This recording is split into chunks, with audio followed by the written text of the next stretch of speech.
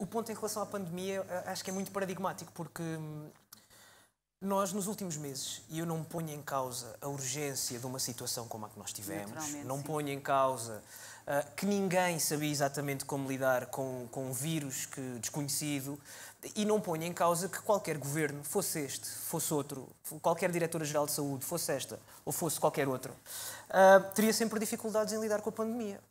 Dito isto, eu acho que as dificuldades são normais para os responsáveis públicos e para as autoridades sanitárias. A nossa tarefa, enquanto jornalistas, é desconfiar, é fazer perguntas, é ir ver os dados, é confrontar os responsáveis com os dados. E acho que esse trabalho foi deficitário. Acho que houve muitos momentos em que fomos acríticos na análise dos dados da pandemia e depois no processo decisório assente nos dados que eram apresentados. Há um ponto, por exemplo, a que eu sou muito sensível, e acho que isto é um defeito talvez ideológico, não sei, que tem sobretudo a ver com a questão das restrições às liberdades. Como é que nós aceitamos, a partir do momento em que findou o estado de emergência em maio, até um novo estado de emergência em novembro, como é que nós aceitamos de forma tão acrítica que nos impusessem limitações a liberdades fundamentais do nosso dia? E, sobretudo, que ouvindo qualquer especialista em direito constitucional dizia que havia um perigo, um problema de início, que era a questão da constitucionalidade formal. Como é que nos dizem que não podemos circular entre conselhos, ou que não podemos circular depois de X horas, ou que não nos podemos juntar com mais do que X pessoas, sem haver legislação própria passada pela Assembleia da República sobre isso? Como é que nós aceitamos isto? Que raio de sociedade somos nós?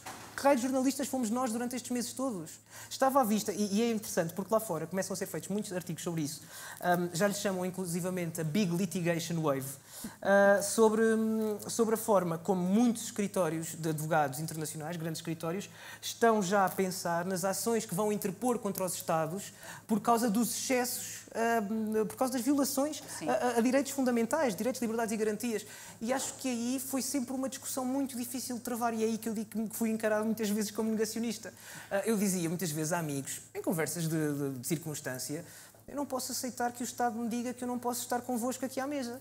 E eles diziam, mas há valores mais altos que se levantam. E eu, mas então a Constituição serve para quê, exatamente? O respeito... Baseado em quê? Baseado em quê? Nos tais houve outra dados questão, do a questão da que não ciência está também. Questionado? É isso, a questão da ciência, por exemplo. Houve um governo que nos disse que 68% dos contágios derivavam de contactos familiares. Afinal, os especialistas, houve uma reunião no Infarmed, foi umas reuniões que pelos vistos, o Primeiro-Ministro e o líder da oposição acharam que não eram necessárias.